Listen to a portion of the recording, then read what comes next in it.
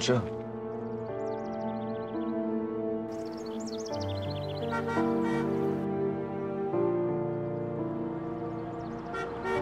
Ne var ya? Ya ne tat geç işte.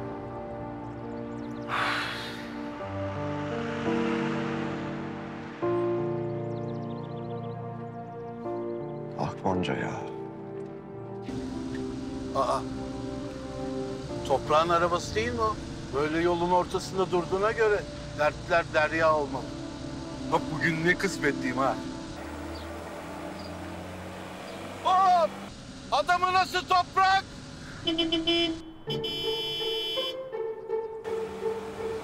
Doktor. Allah Allah. Toprak. Allah Allah.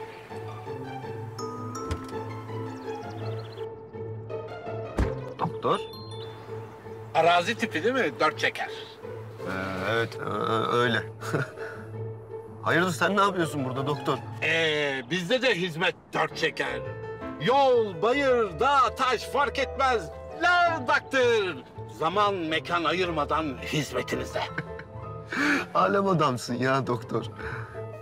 Şu halimle de beni güldürdün ya. Ya adamı nasıl toprak? Demek verdiğim reçete deva olmadı derdin ha? Ya oldu olmasına doktor da. Nereden biri bitiyor, öbürü başlıyor. Kafam allak bullak, ne yapacağımı şaşırdım. Dinle dostunu, göstersin doğru yolu. Dostum Ali mi diyorsun? Ya abi onun kendine faydası yok ya. Ali başka, Ali başka. Bak aşık adamın has dostu kalbi. Kendi kalbi. Kuş gibidir böyle çırpınır, içini acıtır. Tutma onu. Sal gitsin, sana doğru yolu göstersin. Kalbinin sesini dinle. O nereye diyorsa oraya git diyorsun yani öyle mi? Hop! Üstüne bastın. Vallahi doğru diyorsun be doktorum. Vallahi öyle. Oh, bir dakika. Bu sefer benden. Bak, bunları benim kayınço verdi. 3 tane bana fazla. Bir tanesi benim, 2 tanesini senin, bir tanesini de istediğin birinle paylaş. Kayınço mu? Sen evli miydin ya doktor? Yok canım, yok öyle bir şey. Sen lafın gelişine bakma. Gidişine bak. Eyvallah.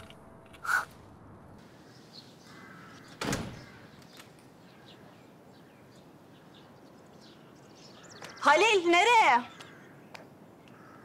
O ne biçim soru ya? Nereye olacak? Şirkete gidiyorum. Allah Allah. Sen gitmezsin öğleden önce. Ne oldu hayırdır? Vallahi onun orasını oğluna soracaksın Canan Hanım. Şirkette işler bu aralar hiç iyi değil. Birisinin ilgilenmesi gerekiyor. Oğlun da takıldı bir kızın peşine.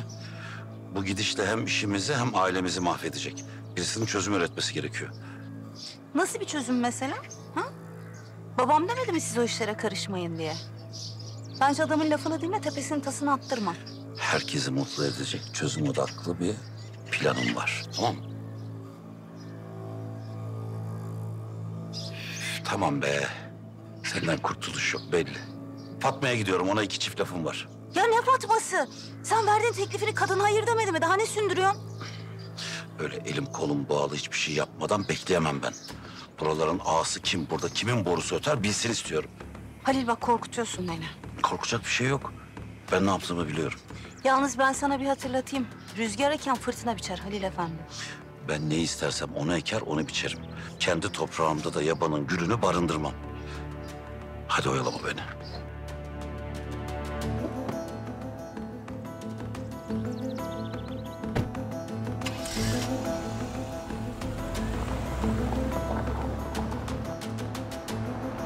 Merhaba. Arda Bey'le mi görüşüyorum? Buyurun benim. Siz kimsiniz? Arda Bey, ben Ece kardeş. Sizinle geçen restoranda karşılaşmıştık. Gonca ile gelmiştiniz. Buyurun dinliyorum sizi. Sizinle acilen görüşmemiz lazım. Sebep? Sebep Gonca ve Toprak. Dün konakta yaşananlar. Bilmiyorum başka bir sebebe ihtiyacınız var mı? Hanımefendi sizinle hangi amaçla konuşacağım? Detaylar için bir araya gelsek daha iyi olur. Konum gönderiyorum. Alo. Tamam. Ben evrakları yollayıp sizi tekrar arayacağım. Görüşürüz. Bir sorun mu var? Bir sorun yok, hayır. Ya İstanbul'da devam eden davalar vardı. Onlarla ilgili imzalamam gereken evraklar vardı. Onları buraya yollamışlar. Benim de imzalayıp geri göndermem lazım. Ya bak benim yüzümden işlerini aksatıp duruyorsun. Dön diyorum sana İstanbul'a. Niye beni dinlemiyorsun? Gonca bak sen böyle söyleyince ben üzülüyorum. Sanki burada beni istemiyormuşsun gibi hissediyorum. Ya deli misin sen? Aşk olsun sana. Ben seni burada istemez miyim? Arda, senin desteğin benim için o kadar önemli ki. Ya sen burada olmasan ben ne yapardım bilmiyorum. Gerçekten. Gerçekten böyle mi düşünüyorsun? Tabii ki. O zaman ben gideyim şimdi. Bunları vereyim, şu evrakları halledeyim. Asistanımla konuşayım. Kalan işleri ona devredeyim. Peki, olur. Beraber kahvaltı etseydik?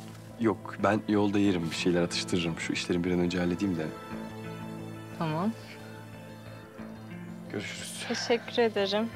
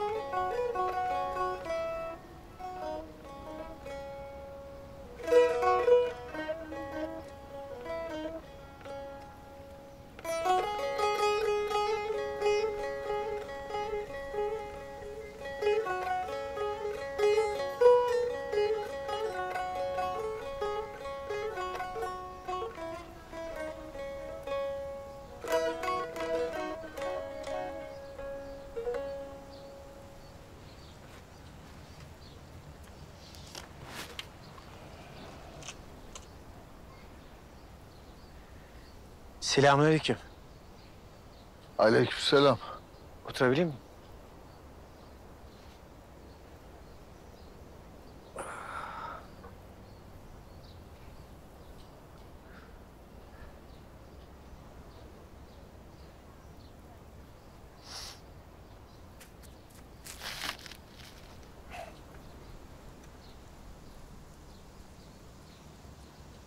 Sağ olasın. Ekmeğe emek verenler sağ olsun. Doğrudur. Elemeyin. Ya gönül emeği verenler? Şirazi'yi bilir mi? Zamanın birinde bir gafile revan olmuş yola. Yürümüşler, yürümüşler, yürümüşler. Kah at sırtında, kah yaya. Derken yakalanmışlar koca bir kasırgaya. Varmışlar bir vadinin boğazına. Sonra bir kız çocuğu koşmuş babasına. Babasının yüzü gözü toz toprak içinde. Başlamış babasının yüzünü temizlemeye. Kızlar babalarına vurgundurlar. Dayanamazlar. Babası demiş ki, kızım demiş, senin yüzün de toz toprak içinde. Önce sen kendi yüzünü temizleseydin ya. Kız ne demiş? Canımın cananı babam demiş. Anam bizi birbirimize emanet etmedi. Yarın ben öldüğümde bana babanın yüzünü niye toz toprak içinde bıraktın, niye temizlemedin derse ben ne diyeceğim? Bunun üstüne baba Kızının yüzünü, gözünü temizlemiş. çabuk kavradı. Belli ki sen de babasın. Yani. Kızına hak ettiğini veremeyen bir babayım ben. Yo öyle deme, öyle deme. Babalar çınar gibidir, çınar. Koca çınar. Kimse bakmaz meyvesine, herkes koşar gölgesine. Gönül emeğini zayi etme. Hadi bana eyvallah.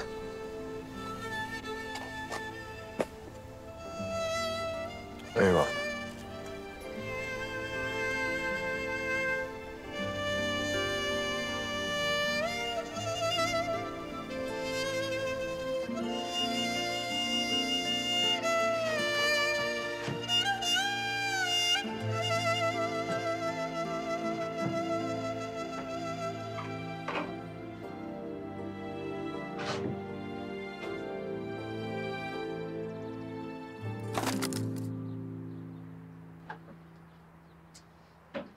Kim var orada?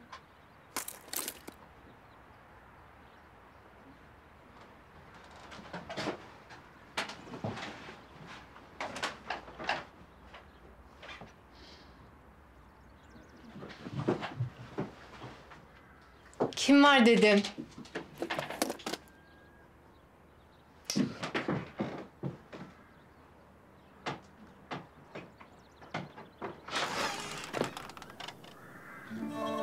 Sen kimsin? Hoş geldin. Gel buraya. Gel güzelim. Ay, gel buraya. Sen ne yapıyorsun burada bakalım? Ne yapıyorsun sen burada? Gel tatlım, gel. Korkuttun beni ama. Gel anneni bulalım şimdi. Sen anneni mi arıyorsun? Bebeğim. Hadi. Hı, tamam bebeğim. Hadi. Tamam. Dur yapma. Seni yerim ben. Anneni mi arıyorsun sen? Hı? Evet bebeğim, çok haklısın. Evet, evet aşkım. Tamam bebeğim aşkım. Toprak. Heh. Şimdi bak tam yörük kadını olmuşsun ha. Tabii canım, ne sandın beni? Oh, tamam. Yörük kadın, gülümserin kızıyım. Hoş geldin. Hoş buldum.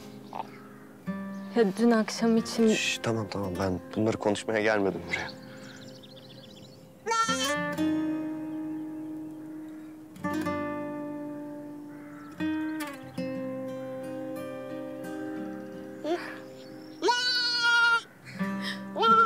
Biz daha ne kadar böyle kalabiliriz?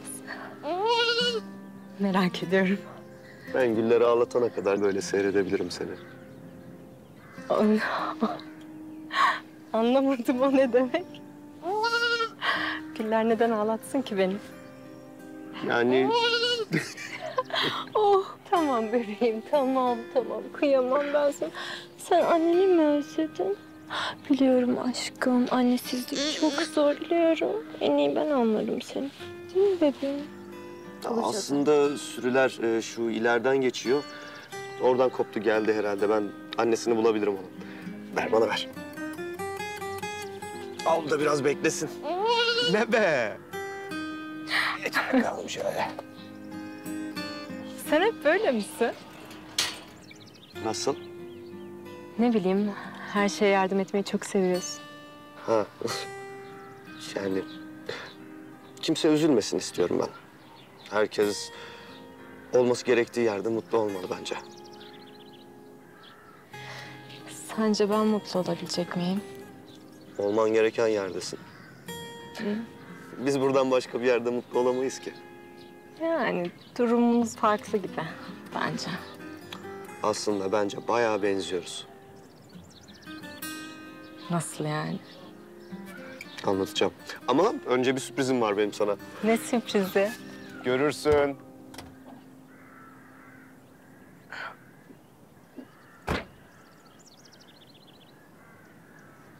Nasıl yani? Sen salıncak mı yapacaksın bana? Tabii. Arzu'ya daha önce defalarca kurdum. İstanbul'da babam da bana salıncak yapardı. Heyecanlandım. O zaman hadi kapıyı açın da içeri girelim Yörük Hanım. Buyurun Mimar Bey.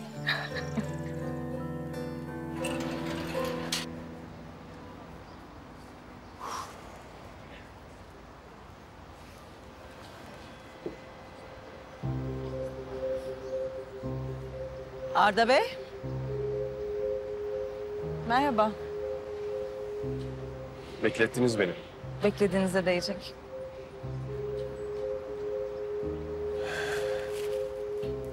Bakar mısın? Ne alırsınız? Bir cappuccino alayım. 2 olsun. Buyurun. Dinliyorum sizi. Gonca. Dün İstanbul'a gitmek için yola çıkmış. Doğru mu? Doğru. Peki ne oldu da vazgeçip geri geldi? Bu sorunun cevabını bence çok iyi biliyorsunuz siz. Bilmiyorum. Yani tabii ki bir tahminim var ama ben sizden duymak istiyorum. Toprak. Dün yolumuzu kesti. Gonca'ya gitme kal dedi. O da onunla döndü.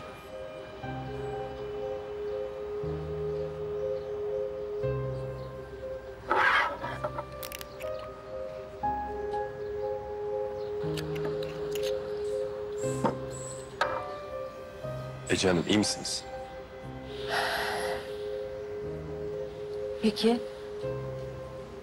siz ne yapmayı düşünüyorsunuz bu konuda? Bu sizi neden bu kadar ilgilendiriyor? Söyleyeyim. Çünkü ikimiz de aynı şeyi istiyoruz. Aynı şeyi istiyoruz derken biraz daha açık olur musunuz lütfen? Tabii.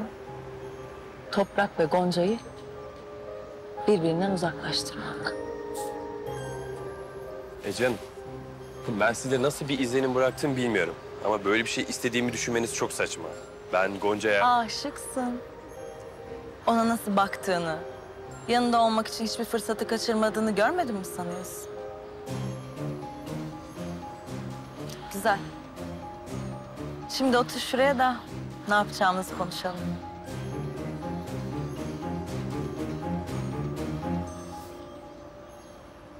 Teşekkür ederim. Şimdi Gonca burada kalıyor öyle mi? Öyle görünüyor. Sen de kalacaksın. Benim gibi aşkında ısrarcı olacaksın. Beraber hareket edeceğiz. Ve zamanı geldiğinde sen Gonca'yı alacaksın. Ben toprağı. Yani mutlu son. Ne dersin? Sana neden güveneyim? Çünkü ben de aşığım. Senin Gonca'ya aşık olduğun kadar toprağa aşığım. Arda, ben her şeyimi İtalya'da bırakıp toprak için Isparta'ya yerleştim. Senden de aynısını yapmanı bekliyorum. Benim toprağı tekrar kazanmam, senin de Gonca'yı elde etmen için birbirimize ihtiyacımız var. O yüzden tek soru, tek cevap. Var mısın?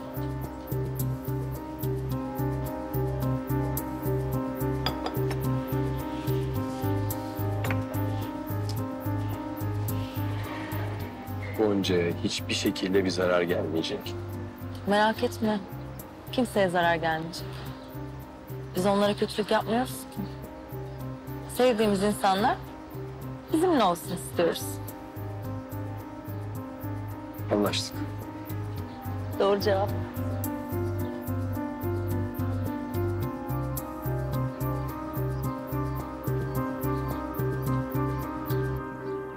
Çok teşekkür ederim. Çok mutluyum. Öyleyse ne mutlu bana. Senin yanındayken sanki her şeyin üstesinden gelebilecekmişim gibi hissediyorum. Ama bazen de çok korkuyorum. Ya yapamazsam? Uyum sağlayamazsam buralara? Ne bileyim, anlıyor musun? Ben de buraya ilk döndüğümde benzer korkular hissetmiştim. Döndüm derken? Nereye gittin ki? Uzun süre yurt dışında yaşadım ben. İtalya'da. Hem mimarlığı orada okumuştum. Yani galiba hani bir yerde oranın dilini öğrenecek kadar uzun süre yaşadığında oralı gibi oluyorsun. Evin gibi oluyor orası. Sanki. Yabancılaşıyorsun. Neden döndün peki? Aile işleriyle ilgilenmek için. Babam çağırdı. Ben de düşündüm, taşındım. Memleketime dönmeye karar verdim. O yüzden benziyoruz dedim zaten. Beni babam çağırdı. Seni de bir bakıma annen çağırdı. Evet, benziyoruz.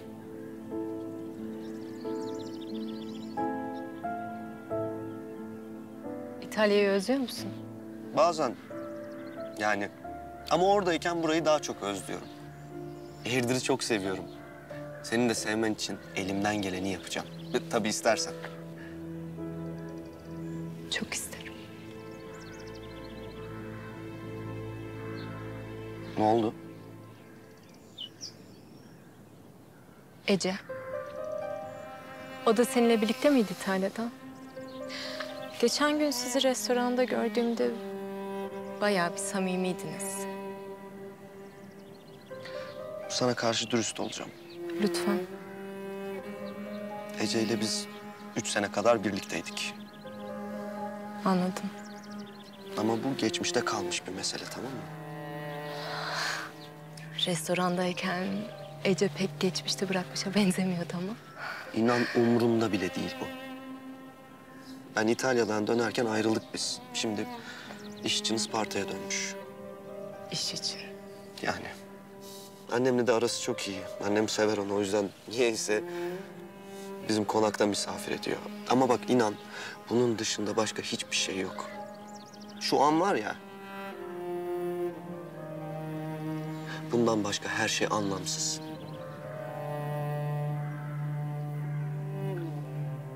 Ece'yle artık bir bağın yok yani. Yok.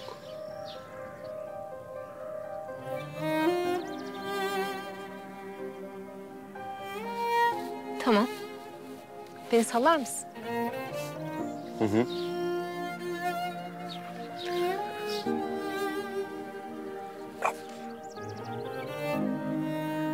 Daha yükseğe. Daha yükseğe diyorum. Tamam. En yükseğe çıkmak istiyorum.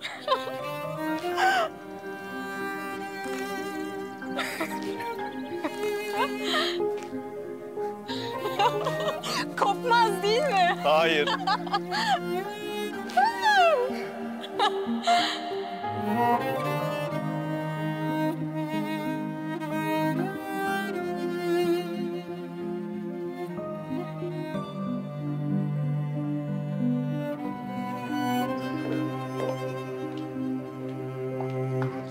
Nasılsın babacığım? İyiyim kızım, sağ ol.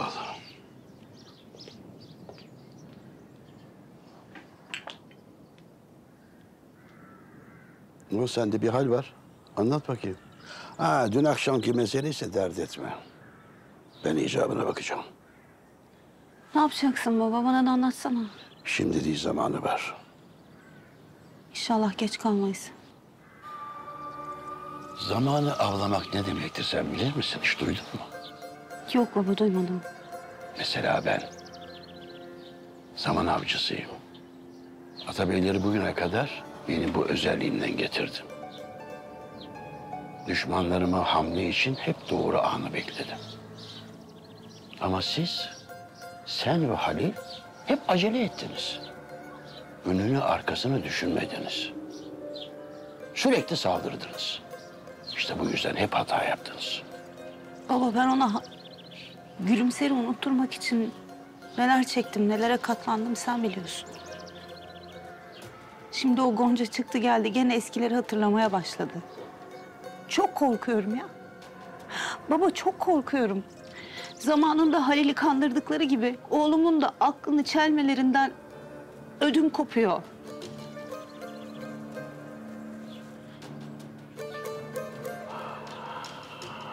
Korkma kızım. Ben sağ oldukça hiç kimse bizim ailemize zarar veremez. O adamı da, o kızı da geri göndereceğim. Yeter ki sen Halil'e mukayyet ol. Halil nerede? Şirkete mi gitti? Sana bir şey sordum kızım. Fatma Ana'ya gidiyorum dedi, çekti gitti. Durduramadın mı? Babam kafanı kırar demedin mi? Sen karışma dedi, bastı gitti baba, ne yapayım? Ah Halil, ah. Bizi haklı durumdan haksız duruma düşüreceksin. Kızım, bak bakayım buraya. Buyurun efendim. Cevat'a söyle arabayı hazırlasın. Emredersiniz.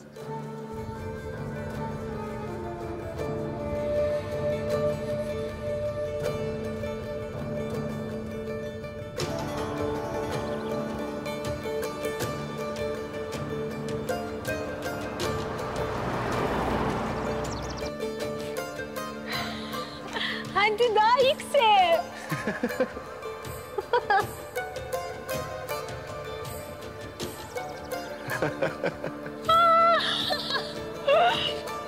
Bak.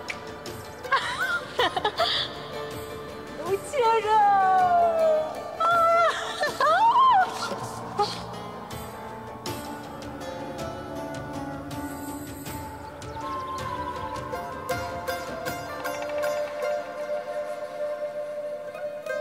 İyi misin?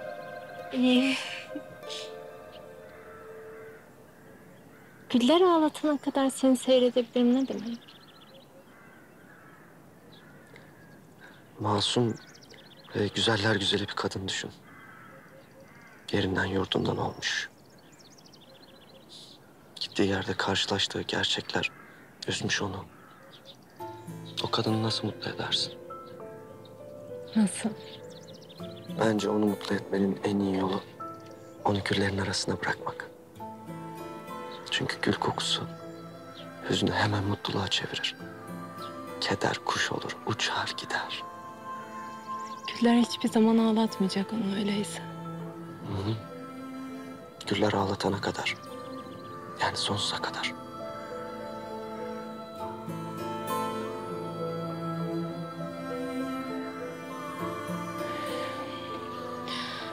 Ya o kadının yaşadıkları, yani ailesinin başına gelenler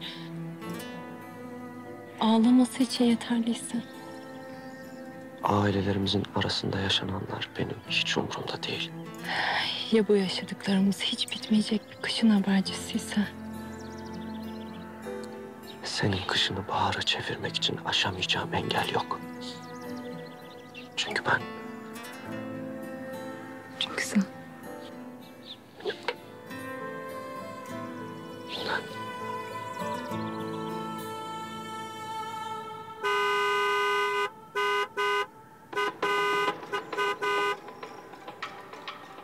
Baba, Toprak! Babanın geleceğini biliyor muydun? yok hayır. Neden gelmiş olabilir? Bilmem. Şimdi anlarız. Burada beklesen.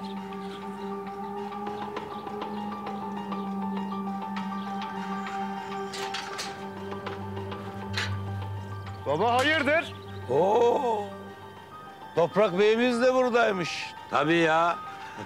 Başka nerede olacaktı ki? Tabii. Tabii. Kızın babası gece evimi bassın. Sabahına oğlum kızın kollarında alsın soluğu. Aferin sana. Ama biraz ayıp olmuyor mu? İşte ben de onu söylüyorum. Toprak Efendi biraz ayıp olmuyor mu? Hı? Senin şimdi ailenle birlikte işinde gücünde olman gerekmiyor mu? Bir halini hatırını sormaya geldim işte. Geçeceğim şirkete tamam. İyi. Senin ne işin var burada? Gonca'nın bütün sorularının cevabını vermeye geldim.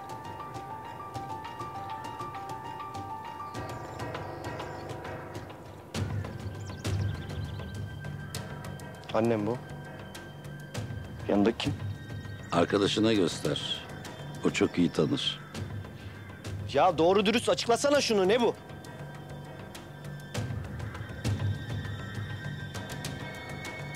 Büyük bir günahın vesikası.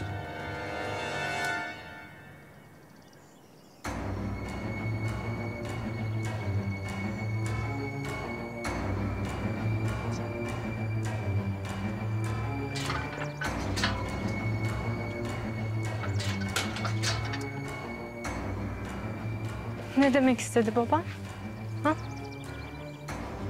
Bu benim annem. Bu kim?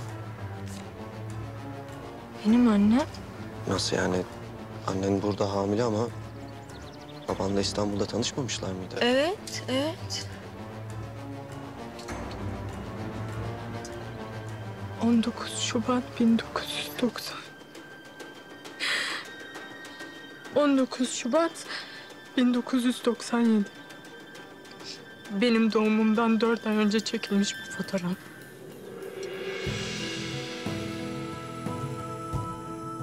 İnanamıyorum. İnanamıyorum. İnanamıyorum, inanamıyorum. Koca bir yalanın içinde yaşamışım ben. Bunca sene hayatım boyunca kocaman bir yalanın içinde yaşamışım. Yemin ederim hissetmiştim Toprak. Yemin ederim hissetmiştim. Tamam, sakin ol. Peşin hükümlü olma. Bir önce anlayalım işin aslını, olur mu?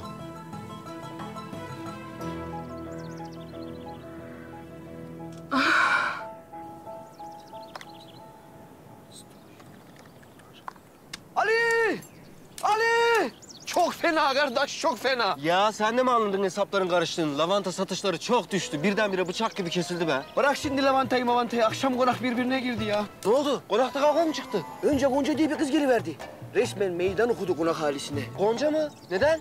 Vallahi kardeş bilmiyorum. Ben de anlamadım ki. O da yetmezmiş gibi sonra babası damladı. Dayandı konağın kapısına. Kızımı verin diye bağırdı çığırdı. Sonra? Sonra Toprak Bey'im araya girmeseydi eğer... Halil ağamla yumruk yumruğa girivereceklerdi. Allah Allah, ne olmuş öyle ya? Hiç haberimiz yok. İşe güce daldık, her şeyi unuttuk bak.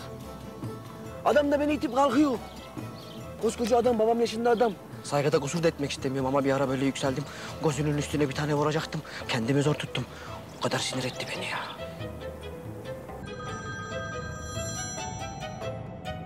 Efendim Ali? Alo toprağım, ne olmuş öyle gece ya? Merak ettim, iyi misin? Hiç haber de vermiyorsun. Ali ya şu an hiç konuşacak durumda değilim kardeşim. Ben seni sonra arayacağım, tamam mı? Hadi eyvallah. Toprağım. Kapattı be. Kapatır kardeş. Beyimin morali hiç iyi değil. Hiç iyi değil.